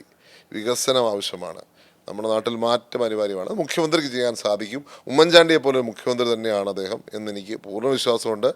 അതേ പ്രാഗൽഭ്യത്തോടു കൂടി ഉമ്മൻചാണ്ടി നടപ്പിലാക്കിയ പോലെ തന്നെ പദ്ധതികൾ നടപ്പിലാക്കുമെന്ന് പൂർണ്ണ വിശ്വാസം. അപ്പോൾ ഈ വിദ്യാർത്ഥികൾ പലായനം ചെയ്യേണ്ടി വരുന്ന അവസ്ഥയ്ക്ക് മാറ്റം വരണമെങ്കിൽ ഉന്നത വിദ്യാഭ്യാസ രംഗത്ത് വലിയൊരു കുതിപ്പിന് കേരളം തയ്യാറാവണം. അത് താങ്കൾ പ്രതീക്ഷിക്കുന്നുണ്ടോ? ഞാനത് പ്രതീക്ഷിക്കുന്നു.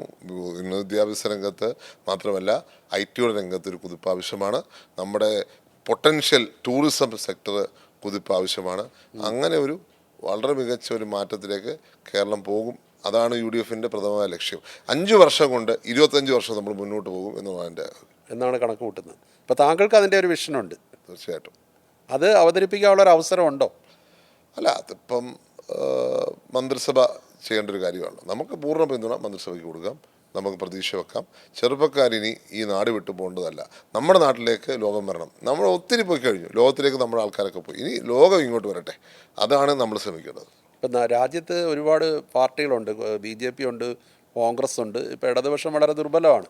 പക്ഷേ കഴിഞ്ഞ ദിവസങ്ങൾ താങ്കൾ ഇതെല്ലാം ശ്രദ്ധിക്കുന്ന ആളായതുകൊണ്ട് ചോദിക്കുക, കോക്രോച്ച് ജനതാ പാർട്ടി എന്ന് പറഞ്ഞൊരു ഓൺലൈൻ തരംഗം വന്നിട്ടുണ്ട്. അതായത് ചീഫ് ജസ്റ്റിസിൻ്റെ ഒരു പരാമർശം, പാറ്റ എന്നുള്ളൊരു തൊഴിലില്ലാതെ നിൽക്കുന്ന ചെറുപ്പക്കാരെ കുറിച്ചുള്ള ഒരു പരാമർശത്തിൽ നിന്നാണ് ഉണ്ടായത്. അന്നേരം ജനത്തിൻ്റെ ഇടയിലുള്ള ഈ അമർഷം അത് പ്രയോജനപ്പെടുത്താൻ ഇവിടുത്തെ രാഷ്ട്രീയ പാർട്ടികൾക്ക് കഴിയാത്തതുകൊണ്ട് കൂടിയല്ലേ ഇത്തരം രീതിയിൽ പോകുന്നത്? അതിൽ തെറ്റ് പറയാൻ പറ്റത്തില്ല. അത് ശരിയാണ്, ആ പറഞ്ഞത് ശരിയാണ്. നമുക്കൊരു അങ്ങനെ ഒരു ഫ്രസ്ട്രേഷൻ വെൻ്റ് ഔട്ട് ചെയ്യാനുള്ള ഓപ്പർച്യൂണിറ്റി ഉണ്ടായത് അത് ഉപയോഗിക്കാൻ പ്രതിപക്ഷത്തിന് പറ്റാത്തതുകൊണ്ട് തന്നെയാണ് എന്നുള്ള സംശയമില്ല. പക്ഷെ അത് സമയമെടുത്ത് നമ്മളതിനെ ടേക്ക് അപ്പ് ചെയ്യുമെന്ന് തന്നെയാണ് എൻ്റെ വിശ്വാസം. ഇപ്പോൾ ജെൻസി തലമുറയാണ്, ജെൻസി ഭാഷയിൽ സംസാരിക്കുന്ന മുഖ്യമന്ത്രിയാണിതെന്നാണ് ഇപ്പോൾ അവകാശപ്പെടുന്നത്. ശരിക്കും ജെൻസിയുമായിട്ട് ഇടപെടാനുള്ള, സംവദിക്കാനുള്ള ഒരു ബോധത്തിൽ, ഇറസ്പെക്റ്റീവ് ഓഫ് പൊളിറ്റിക്കൽ പാർട്ടീസ്, ഇപ്പോൾ രാഷ്ട്രീയ കക്ഷി ഭേദമന്യേ രാഷ്ട്രീയ നേതാക്കൾ, ഇപ്പോൾ താങ്കൾ അതിനൊരു മാറ്റമാണ്, ഒരു അപവാദമാണ്, കാരണം താങ്കൾക്ക് പറ്റുന്നുണ്ട്. മറിച്ച് അങ്ങനെ ഒരു ചേഞ്ച്, ഒരു ഗെയിം ചേഞ്ച്, അല്ലെങ്കിൽ രാഷ്ട്രീയക്കാരുടെ ഭാഷയിൽ അല്ലെങ്കിൽ ജനങ്ങളോട് സംവദിക്കുന്നതിൽ ഏത് രാഷ്ട്രീയ പാർട്ടിയിലും ഒരു മാറ്റം വന്നിട്ടുണ്ടോ? അത് വരേണ്ടതല്ലേ? അല്ല, അതൊക്കെ സ്വാഭാവികമായിട്ടും വരുന്നൊരു കാര്യമാണ്. രാഹുൽ ഗാന്ധി ആണെങ്കിൽ അങ്ങനെ സമ്മതിക്കുന്ന ഒരാളാണ്. കോൺഗ്രസ് ലീഡർഷിപ്പ് ജനങ്ങളിലേക്ക് ഇറങ്ങുന്നൊരു ലീഡർഷിപ്പാണ്. അപ്പോൾ അത് ഓവർ ദി ഇയേഴ്സ് അത് സ്വാഭാവികമായിട്ട് വന്നോളൂ. അതല്ലേ ഇപ്പോൾ VD സതീശനാണെങ്കിലും ഇപ്പം റേവന്ത് റെഡ്ഡി ആണെങ്കിലും പുതിയ തലമുറയെ റെപ്രസെൻ്റ് ചെയ്യുന്ന ലീഡേഴ്സാണ്. അപ്പോൾ അങ്ങനെ പതുക്കെ ഓരോ സ്ഥലത്തും ഇത് വരും. പുതുതലമുറയെ അവഗണിച്ചുകൊണ്ടുള്ള ഒരു രാഷ്ട്രീയ പാർട്ടി മുന്നേറ്റം ഇനി എളുപ്പമാണോ? ഇനി ഒരിക്കലും പോസിബിൾ അല്ലല്ലോ. ഇനി അങ്ങോട്ട് ഈ തലമുറയാണല്ലോ കാര്യങ്ങൾ തീരുമാനിക്കുന്നത്. ആ തലമുറയോടൊപ്പം നമ്മൾ ചേർന്ന് നിന്നാലേ നമുക്ക് മാറ്റം കൊണ്ടുവരാൻ പറ്റും. ഇപ്പോൾ VD സതീശൻ, താങ്കൾ നേരത്തെ പറഞ്ഞു ഉമ്മൻചാണ്ടിയെ പോലെ കാര്യങ്ങൾ ചെയ്യാൻ പ്രാപ്തിയുള്ള ഒരാളാണെന്ന്. ഇപ്പോൾ താങ്കളെക്കുറിച്ച് ഇപ്പോൾ താങ്കൾ ആഗ്രഹിച്ചിട്ടില്ല, താങ്കൾ പലതവണ പറഞ്ഞു കഴിഞ്ഞു, ഈ മന്ത്രിസ്ഥാനത്തേക്ക് എന്നെ വലിച്ചിട്ടത് അവമാനിക്കാൻ വേണ്ടിയാണെന്നും പറഞ്ഞു കഴിഞ്ഞു. പക്ഷേ താങ്കൾ ഈ KC വേണുഗോപാലിൻ്റെയോ രമേശ് ചെന്നിത്തലയുടെയോ VD സതീശൻ്റെയോ ക്യാമ്പിലൊന്നും അല്ലാതിരുന്നത് കൊണ്ട് കൂടിയാണ് താങ്കൾക്ക് മന്ത്രിസ്ഥാനം നഷ്ടപ്പെട്ടതെന്ന് ഒരുപാട് പേർ വിശ്വസിക്കുന്നുണ്ട്. അവരോടെന്താ പറയാനുള്ളത്? അല്ല, അതിനകത്തിപ്പം ഞാൻ എന്നൊരു കോൺഗ്രസ്സുകാരനാണ്. ഗ്രൂപ്പ് ഉണ്ടാക്കിയിട്ടില്ല. ഞാൻ എന്നൊരു കോൺഗ്രസ്, എൻ്റെ ഫാദർ ഉള്ളപ്പോഴും ഞാനൊരു കോൺഗ്രസ്സുകാരനാണ്. ഞാൻ എൻ്റെ പാർട്ടിയോടാണ് എൻ്റെ വിധേയത്വം, പാർട്ടിയോട് മാത്രമാണ് എൻ്റെ വിധേയത്വം. കോൺഗ്രസ് എന്നുള്ളത് ഗാന്ധിയുടെ പാർട്ടിയാണെന്നാണ് ഞാനെന്നും കോൺഗ്രസ്സിലുള്ളത്. ഗാന്ധി എന്ന് പറഞ്ഞ ആശയം ഒരിക്കലും മരിക്കുന്നില്ല.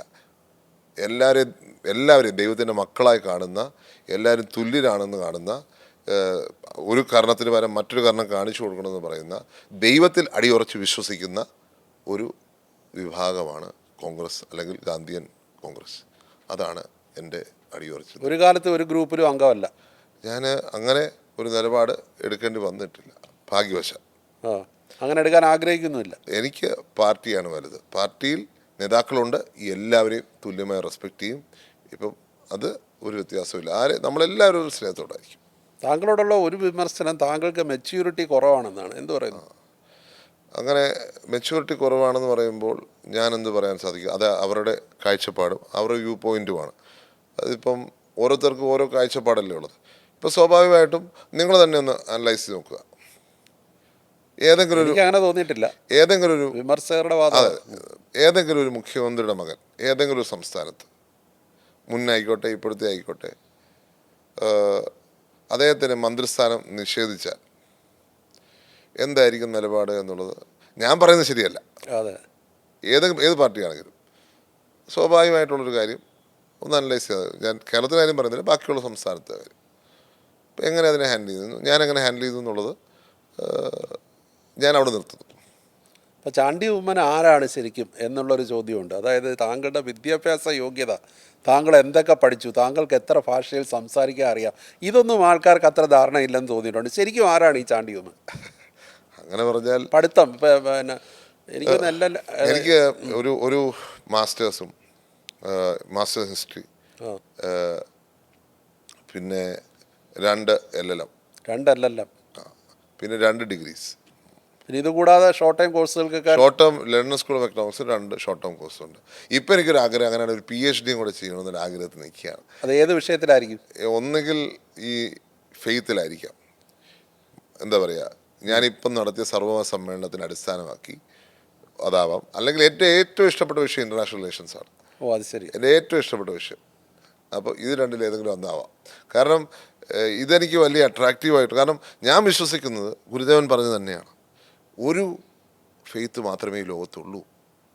ഭാഷാ വ്യത്യാസമാണ് മനുഷ്യനെ വേർതിരിക്കുന്നത്, സംസ്കാര വ്യത്യാസമാണ് മനുഷ്യനെ വേർതിരിക്കുന്നത്.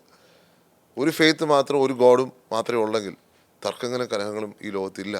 സമാധാനത്തിൽ നമ്മൾ ജീവിക്കണം. ഒരു ജാതി, ഒരു മതം, ഒരു ദൈവം. പക്ഷേ ഈ പറഞ്ഞപ്പോൾ താങ്കളിപ്പോൾ ഈ താങ്കളുടെ എഡ്യൂക്കേഷണൽ ക്വാളിഫിക്കേഷൻസിനെ കുറിച്ച് പറഞ്ഞപ്പോൾ അതൊന്നും ആർക്കും അറിയാത്തുള്ളവരായിരിക്കത്തില്ലേ ഈ മെച്യൂരിറ്റി ഇല്ലായ്മയെക്കുറിച്ച് പറയും? അല്ല, എഡ്യൂക്കേഷൻ അല്ലേ എപ്പോഴും സ്ട്രെങ്ത്. അതിപ്പം അവരുടെ കാഴ്ചപ്പാടല്ലേ, അവരുടെ കാഴ്ചപ്പാടും അവരുടെ വീക്ഷണമാണ്. ഇപ്പം ഞാനൊരു ഡിഫറെൻറ്റ് വ്യൂ പോയിന്റിൽ ചിന്തിക്കുന്ന ആളാണ്. ഇപ്പം മെച്യൂരിറ്റി ഇല്ല എന്ന് പുതുപ്പള്ളിയിലെ ജനങ്ങൾ പറയുമോ? അതില്ല, അങ്ങനെയാണെങ്കിൽ ഇത്ര ഭൂരിപക്ഷം തരില്ല. പുതുപ്പള്ളിയിലെ ജനങ്ങൾ ചരിത്രത്തിലില്ലാത്തൊരു ഭൂരിപക്ഷം തന്നെങ്കിൽ എല്ലാവരെയും ഞാൻ എങ്ങനെ ചേർത്ത് പിടിക്കുന്നു എന്ന് അവർക്കറിയാമല്ലോ.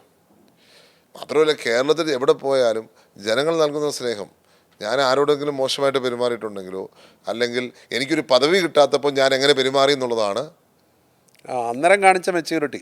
എങ്ങനെയാണ് എനിക്ക് എൻ്റെ പിതാവ് പദവിയിലുണ്ടായിരുന്നപ്പോൾ ഞാൻ എങ്ങനെ പെരുമാറി എന്നുള്ളതാണ് അടുത്ത മെച്യൂരിറ്റി. ഞാൻ എന്നെ തന്നെ ഡിഫെൻഡ് ചെയ്ത് ശരിയല്ല, പക്ഷേ എൻ്റെ പിതാവ് കേരളത്തിൻ്റെ മുഖ്യമന്ത്രി ആയിരുന്നപ്പോൾ ഞാൻ എങ്ങനെ ഉണ്ടായിരുന്നു നിങ്ങൾ അനലൈസ് ചെയ്യുക. എനിക്ക് പദവി കിട്ടാത്തപ്പം എങ്ങനെയായിരുന്നു ഞാനെന്ന് നിങ്ങൾ അനലൈസ് ചെയ്യുക.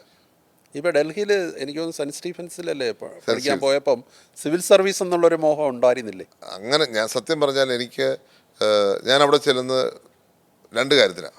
എൻ്റെ ഏറ്റവും ഇഷ്ടപ്പെട്ട വ്യക്തി രാജീവ് ഗാന്ധിയാണ്. എൻ്റെ ഫാദറിൻ്റെ മേളിലാണ് അദ്ദേഹം. അപ്പം അദ്ദേഹം കൊള്ളുന്ന സ്ഥലം എന്നുള്ളത് എന്നെ സംബന്ധിച്ചൊരു വലിയ കൊച്ചിലെ ഒരു അട്രാക്റ്റീവ് ഫാക്ടറായിരുന്നു. അദ്ദേഹത്തിൻ്റെ അന്തിമ വിശ്രമ സ്ഥലം അത് ഒരു ഫാക്ടറായിട്ടുകൊണ്ട് തന്നെയാണ് ഞാൻ പോയത്. പിന്നെ 2 സെൻറ്റ് സ്റ്റീവൻസ്. നിങ്ങളോർത്ത് നോക്കുക, അവിടുത്തെ വിദ്യാർത്ഥികൾ എന്നെ അവരുടെ യൂണിയൻ്റെ പ്രസിഡൻ്റായിട്ട് തിരഞ്ഞെടുത്തു. ഞാൻ അവരോടൊപ്പം എങ്ങനെയായിരുന്നു, അതുകൊണ്ടായിരിക്കുമല്ലോ അവരെന്നെ ജയിപ്പിക്കുക. അല്ലെങ്കിൽ ഇന്ത്യയിലെ തന്നെ ഏറ്റവും പ്രമുഖ വിദ്യാലയങ്ങളിലെ വിദ്യാർത്ഥികൾ എന്തുമാത്രം ഐക്യമുള്ളവരായിരിക്കും, എന്തുമാത്രം ചിന്തിക്കുന്നവരായിരിക്കും. അവരെന്നെ തിരഞ്ഞെടുത്തിട്ടുണ്ടെങ്കിൽ ഞാൻ അങ്ങനോട് തന്നെയാണ് അവരോട് പെരുമാറിയത്. ഇന്നും ഞാൻ അങ്ങനെ തന്നെയാണ് എല്ലാവരോടും പെരുമാറിയിട്ടുള്ളത്. അത് അന്നേരം പിന്നെ മെച്യൂരിറ്റി എന്നുള്ളൊരു ഒരു ഇല്ലായ്മ എന്നുള്ള വാദത്തിന് ഒരു പ്രസക്തി ഒരു കാലത്തും ഇല്ല. അതിപ്പോൾ ഓരോരുത്തർ ഇപ്പോഴും വേണേൽ പറയാമല്ലോ. ഇപ്പം ഗാന്ധിയെ പറ്റി ചൈൽഡിഷാന്ന് പറയുന്നത്, ഗാന്ധി ചൈൽഡ് ലൈക്കാന്ന് പറയുന്നവരുണ്ടായിരുന്നല്ലോ. അല്ല, എൻ്റെ ചോദ്യത്തിലേക്ക് വന്നാൽ സെൻറ്റ് സ്റ്റീഫൻസിൽ പഠിക്കാൻ പോകുമ്പോൾ സിവിൽ സർവീസ് എന്നുള്ള ഒരു ആഗ്രഹം ഇല്ലായിരുന്നു? സെൻറ്റ് സ്റ്റീഫൻസിൽ ആദ്യം ഉണ്ടായിരുന്നെങ്കിൽ പിന്നെ മാറി മനസ്സിലുണ്ടായിരുന്നു. പക്ഷേ അപ്പോഴും പൊളിറ്റിക്സ് ആണ് നമ്മുടെ മനസ്സിൽ. പൊളിറ്റിക്സ് തന്നെയായിരുന്നു. പിന്നെ 2013 കാലഘട്ടത്തിലാണ് ഞാൻ സിവിൽ സർവീസിന് പോയത്. കാരണം ഞാൻ 2004 ആക്റ്റീവായിട്ട് പൊളിറ്റിക്സിൽ ഉണ്ട്. ഇവിടെ മൊത്തം പ്രചരണത്തിനുണ്ട്, എല്ലാ തെരഞ്ഞെടുപ്പിലും. മാത്രമല്ല, ഇവിടെ ഒരു പ്രവർത്തകനായി നിന്നുകൊണ്ട് പ്രവർത്തിച്ച എത്ര മുഖ്യമന്ത്രിമാരുടെ മക്കളുണ്ട്. 23 വർഷക്കാലം ഒരു പദവി എടുക്കാതെ. താങ്കൾ പദവികളിൽ വിശ്വസിക്കുന്നില്ല, ഞാൻ പദവിക്കപ്പുറം പാർട്ടിയിലാണ് വിശ്വസിക്കുന്നത്, ജനങ്ങളിലാണ്, ആദർശത്തിലാണ്, ഗാന്ധിയിലാണ് വിശ്വസിക്കുന്നത്, ജനങ്ങളിലാണ്. ജനങ്ങളിലും. അച്ഛൻ്റെ ഒരു സ്വാധീനം എങ്ങനെയാണ് താങ്കളെ രാഷ്ട്രീയത്തിൽ? അത് അത്രയും ജനകീയനായ ഒരു മുഖ്യമന്ത്രി അല്ലെങ്കിൽ ഒരു രാഷ്ട്രീയ നേതാവ് കേരളത്തിൽ ഞാനൊക്കെ നേരിട്ട് കണ്ട് മനസ്സിലാക്കിയിട്ടുള്ളതുകൊണ്ട് ചോദിക്കുക, ആ ഒരു ഇൻഫ്ലുവൻസ് ഞാൻ എങ്ങനെയാണ്? പറഞ്ഞു, രാജീവ് ഗാന്ധിയും എൻ്റെ ഫാദറും ആണ് 2 factors I M in politics. കാരണം എപ്പോൾ നോക്കിയാൽ ഞങ്ങളുടെ വീട്ടിൽ, ഞാനിന്നും ഓർക്കുന്ന, സ്റ്റെയർ കേസിൽ നിന്ന് ഇറങ്ങി വരുമ്പോൾ ഞങ്ങളുടെ ഡൈനിങ് റൂം, ഡ്രോയിങ് റൂം, അടുക്കള, ഓഫീസ് റൂം, 4 സ്ഥലത്തെ ആളാണ്. ഞാൻ എൻ്റെ ചെറുപ്പം മുതൽ കണ്ടുവരുന്നൊരു കാര്യമാണ്. അപ്പം അങ്ങനെയാണ് ഞങ്ങൾ വളർന്നത്. അദ്ദേഹത്തിൻ്റെ അവസാന കാലഘട്ടത്തിൽ, അതൊരു ആശുപത്രി പോകുന്ന സമയത്ത് മാത്രമാണ് ആളില്ലാതെ അദ്ദേഹം ജീവിച്ചത്. അങ്ങനെ വന്നപ്പോഴാണ് അദ്ദേഹം തളർന്നും പോയത്. ശരിക്കും താങ്കൾക്ക് അപ്പയുടെ ഒരു കാര്യം പറയണമെങ്കിൽ തന്നെ വളരെ പാടുപെട്ടിട്ടുണ്ട്. വളരെ പാടുപെട്ടിട്ടുണ്ട്. ഒരു തവണ എന്തോ ഒരു ഫയൽ പോലും എടുത്ത് മാറ്റി വെച്ചിട്ടുണ്ടോ? ഞാനത് 100 ദിന കർമ്മബുദ്ധി പ്രഖ്യാപിച്ചു. ഇപ്പം പുള്ളി രാത്രി 2 മണിക്ക് കിടന്നിട്ട് 5 മണിക്ക് എഴുന്നേൽക്കുക. ഇത് നമുക്ക് കണ്ടപ്പോൾ നമുക്കൊരു ദിവസം ഞാനെന്ത് കഷ്ടകാലത്തിന് ഞാൻ കൊണ്ട് ഫയൽ എടുത്ത് മാറ്റി വെച്ചു. പിറ്റേ ദിവസം എൻ്റെ ജീവിതത്തിൽ എൻ്റെ ഫാദറെ ഞാൻ അങ്ങനെ കണ്ടിട്ടില്ല. അത്ര ഇമോഷണലായിട്ട് ഞാൻ അങ്ങനെ ഒരിക്കലും എൻ്റെ ഇപ്പോഴും എൻ്റെ കണ്ണിന് മുന്നിൽ നിൽക്കുന്നൊരു കാഴ്ചയാണ്. അതുകൊണ്ട് ഞാൻ ഇനി ഒരിക്കലും എടുത്തു വെക്കത്തില്ല. അന്ന് ഞാൻ അതേ ഒന്ന് റെസ്റ്റ് ചെയ്യട്ടെ ഒന്ന്. ഇത് ഫയൽ കാണാത്തപ്പോൾ പിന്നെ അങ്ങനെ നോക്കത്തില്ലല്ലോ. ഇതിപ്പോൾ ഓപ്പോസിറ്റ് എഫക്റ്റ് ആയിപ്പോയി. ശരിക്കും അദ്ദേഹത്തെ വല്ലാതെ വേട്ടയാടിയില്ലേ? നമ്മൾ പണ്ടും ചർച്ച ചെയ്തിട്ടുള്ളതാണെങ്കിലും എനിക്ക് ഈയിടെ മറിയ എൻ്റെ അടുത്തൊരു കാര്യം പറഞ്ഞിരുന്നു. അതായത് അവസാനം ഈ സോളാറിൽ സുപ്രീം കോടതി പുള്ളിയെ എല്ലാം പൂർണ്ണമായിട്ട് കുറ്റവിമുക്തനാക്കി വരുന്ന വാർത്ത കണ്ടപ്പം, സാധാരണ പുള്ളിയുടെ പേഴ്സണൽ രാഷ്ട്രീയ കാര്യങ്ങളൊന്നും അതിലൊന്നും ഒരു പ്രത്യേക വികാരം പ്രകടിപ്പിക്കാത്ത പുള്ളി ഈ വാർത്തയുടെ ഹെഡിങ് കണ്ടിട്ട് കൈകൊണ്ട് കാണിച്ചു. അത് വാസ്തവത്തിലൊരു വല്ലാത്ത വേട്ടയാടലായിപ്പോയില്ലേ പുള്ളിയെ പോലൊരു അല്ല, അതുകൊണ്ട് എന്താ ഇന്നും ജനമനസ്സ് ആർക്കെങ്കിലും ഇങ്ങനെ ഇത് കിട്ടുമോ? 3 വർഷമാവുന്നു, ഈ ജൂലൈ 18 3 വർഷമാവുന്നു. ഇന്നും ജനത്തിൻ്റെ ഹൃദയത്തിൽ നിൽക്കുന്ന വ്യക്തിയായിട്ട് അദ്ദേഹം ഉണ്ടല്ലോ. എനിക്ക് കിട്ടുന്ന സ്നേഹം എന്താ? അദ്ദേഹത്തിൻ്റെ മകനായതുകൊണ്ടല്ലേ. അതുകൊണ്ട് ലോകത്തിലെ വളരെ ചുരുക്കം ആൾക്കാർക്ക് മാത്രമേ അങ്ങനെ സ്നേഹം കിട്ടിക്കാണെന്ന് ഞാൻ വിശ്വസിക്കുക. ഇപ്പോഴും സ്മൃതി കുടീരത്തിൽ ആൾക്കാർ ഇങ്ങനെ വന്നുകൊണ്ടിരിക്കുകയല്ലേ? ആൾക്കാർ എപ്പോഴും ആരെങ്കിലുമൊക്കെ കാണും. ഈ തെരഞ്ഞെടുപ്പ് ഘട്ടത്തിൽ വന്ന ഒരു ചർച്ച, മറ്റൊരു ചർച്ച, താങ്കളുടെ സഹോദരി മറിയ ഉമ്മൻ ഒരുപക്ഷെ മത്സരിച്ചേക്കുമെന്നായിരുന്നു. അതിന് താങ്കളായിരുന്നോ എതിര്? എനിക്കതിനെ ഈ പറഞ്ഞ പോലെ മാധ്യമങ്ങളിൽ ദിവസവും വാർത്തയുണ്ട്. എന്ത് ചെയ്യാൻ പറ്റും? താങ്കൾക്ക് അതിൽ അഭിപ്രായമില്ല? എന്നോട് കമ്മ്യൂണിക്കേറ്റ് ചെയ്തു ആരെങ്കിലും, ഇതിനകത്ത് ആരെങ്കിലും എന്നോട് പറയും, ഈ ലീഡേഴ്സ് ആരെങ്കിലും എന്നോട് കമ്മ്യൂണിക്കേറ്റ് ചെയ്തിട്ടുണ്ടോ? ആരും കമ്മ്യൂണിക്കേറ്റ് ചെയ്തിട്ടില്ല. ഞാനെന്താ മറുപടി പറയണേ? താങ്കൾക്ക് അതിൽ എതിർപ്പൊന്നുമില്ലായിരുന്നു? അവർ കമ്മ്യൂണിക്കേറ്റ് ചെയ്യുമ്പോൾ ഞാൻ എൻ്റെ സ്റ്റാൻഡ് പറയും. അവർ കമ്മ്യൂണിക്കേറ്റ് ചെയ്യട്ടെ. കമ്മ്യൂണിക്കേറ്റ് ചെയ്തില്ല, അല്ല ഒരു വീട്ടിൽ നിന്ന് 2 പേരെ വേണ്ടെന്നുള്ള ഞാൻ മാറിക്കൊടുത്തേനെ. അങ്ങനെ വേണ്ടല്ലോ. ഇപ്പൊ രാഹുൽ ഗാന്ധിയും പ്രിയങ്ക ഗാന്ധിയൊക്കെ ഒരു വീട്ടിൽ നിന്ന്. രാഹുൽ ഗാന്ധി, പ്രിയങ്ക ഗാന്ധി എന്ന് പറഞ്ഞാൽ അവർ രാജ്യത്തിൻ്റെ പൊതുസമ്പത്തും രാജ്യത്തിൻ്റെ സ്വത്തും. ഇതൊരു എളുപ്പമുള്ള കാര്യമാണ്. ഒരു പൊതുപ്രവർത്തനം എന്ന് പറഞ്ഞാൽ ലക്ഷക്കണക്കിന് കോടിക്കണക്കിന് ആൾക്കാർ ഈ രാജ്യത്ത് തങ്ങളുടെ ജീവിതം പരിഹരിപ്പിച്ചുകൊണ്ട് നിൽക്കുന്ന സാഹചര്യത്തിൽ അത്ര എളുപ്പമുള്ള കാര്യമല്ല എല്ലാവരും ഒരുമിച്ച് വരിക എന്നുള്ളത്. താങ്കളുടെ അഭിപ്രായം അങ്ങനെയാണെങ്കിൽ ഒരു വീട്ടിൽ നിന്ന് ഒരാൾ മതി എന്നാണ്? അല്ല, അപ്പം നോക്കാം. ആ സാഹചര്യം അങ്ങനെ ഉണ്ടാവാത്തതൊക്കെ ഞാനങ്ങനെ കമൻറ്റ് ചെയ്യും. ഇപ്പം 5 വർഷം മുന്നോട്ട് നോക്കുമ്പം ചാണ്ടി ഉമ്മനെ എവിടെയാണ് കാണുന്നത് താങ്കൾ? ഞാനൊരു കോൺഗ്രസ്സുകാരനായി തുടരും. രാഷ്ട്രീയം തന്നെയാണോ അതോ രാഷ്ട്രീയത്തിന് അതീതമായിട്ട് വേറെ ചില ലക്ഷ്യങ്ങളുണ്ടോ? കോൺഗ്രസ്സുകാരനായി തുടരും. അതേസമയം നമുക്ക് എന്താണ് പാർട്ടി തരുന്ന ദൗത്യം, ആ ദൗത്യം നടത്തും. രാഷ്ട്രീയത്തിൽ റിട്ടയർമെൻ്റ് ഒക്കെ ആവശ്യമാണോ? പൊതുവെ റിട്ടയർമെൻ്റ് ഒന്നും ആവശ്യമാണെന്ന് ഞാൻ പറയത്തില്ല. റിട്ടയർമെൻ്റ് ഉണ്ടെങ്കിൽ നമുക്ക് ജനങ്ങൾക്ക് വേണ്ടി പ്രവർത്തിക്കാൻ ഒരാൾക്ക് സാധ്യതയുണ്ട്. അദ്ദേഹം ജീവിതത്തിൻ്റെ മുഴുവൻ സമീപിച്ചാലും കുഴപ്പമില്ല. കാരണം ആരാണ് നീതി നടപ്പിലാക്കി കൊടുക്കുക? അത് പ്രായഭേദമന്യേ നമ്മൾ നടപ്പിലാക്കി കൊടുക്കണം. ഏത് പ്രായത്തിലാണെങ്കിൽ നടപ്പിലാക്കി കൊടുക്കണമെന്ന അഭിപ്രായം എനിക്കുള്ളത്. ഈ ഗവൺമെൻറ് വന്നപ്പോൾ ഉമ്മൻചാണ്ടിക്ക് നീതി കിട്ടി എന്നുള്ള അഭിപ്രായമാണ് താങ്കൾ പറഞ്ഞത്? എനിക്കുള്ളത്. നീതി കിട്ടിയെന്ന് വിശ്വസിക്കുന്നു. നീതി കിട്ടുന്ന വിശ്വസിക്കും. അതുകൊണ്ടാണ് ഞാൻ പറയാം കല്ലറ കെട്ടുമെന്ന് ഞാൻ പറഞ്ഞു. ഇപ്പോഴും ഞാനത് കെട്ടാൻ പോവാം. കല്ലറ കെട്ടാൻ പോവാണല്ലേ? അത് ഈ കഴിഞ്ഞ ഗവൺമെൻറ് അതൊരു പൊളിറ്റിക്കൽ ഇല്ലാട്ടെടുത്താണോ ശരിക്കും? ഞാൻ ഇതിനകത്ത് എൻ്റെ മനസ്സിലൊരു അങ്ങനെ ഒരു സങ്കല്പം കൂടി ഉണ്ടായിരുന്നു. ഞാൻ പക്ഷെ പുറത്ത് പറഞ്ഞില്ല എന്നുള്ളത് മാത്രം. പക്ഷേ എൻ്റെ മനസ്സിലൊരു പോയിന്റ് വന്നപ്പോൾ മുഖ്യമന്ത്രി വരുന്നവരെ അതുണ്ടാവണം എന്ന് തന്നെ. അന്നൊരു നീതി കിട്ടിയില്ല എന്നൊരു തോന്നലുണ്ടായിരുന്നു ഈ ഒരു വേട്ടയാടലൊക്കെ കണ്ടുകൊണ്ട്? അതുകൂടെ കണ്ടാണ്. തീർച്ചയായിട്ടും വേട്ടയാടിയില്ലേ? അദ്ദേഹത്തിൻ്റെ മരണത്തിലും അദ്ദേഹത്തെ വേട്ടയാടിയില്ലേ? അദ്ദേഹത്തെ മരണത്തിലും വിശുദ്ധനാകത്തില്ലെന്നാണ് ഒരു നേതാവ് എന്ന് പറഞ്ഞത്. അങ്ങനെയുള്ള സാഹചര്യം ഉള്ളപ്പോൾ എവിടെയാണ് നീതി കിട്ടുക? ഇപ്പോൾ പുതുപ്പള്ളിയുടെ വികസനത്തിൽ അനീതി ഉണ്ടായിട്ടുണ്ട് ഒത്തിരി. അപ്പോൾ അതുകൊണ്ട് ആ നീതി കിട്ടുന്ന ഇപ്പോഴാണ്. ഇനിയിപ്പോൾ കല്ലറ കെട്ടും. അപ്പോൾ കൂടുതൽ ജനകീയനായി തിളങ്ങട്ടെ. എല്ലാ ആശംസകളും. Thank you.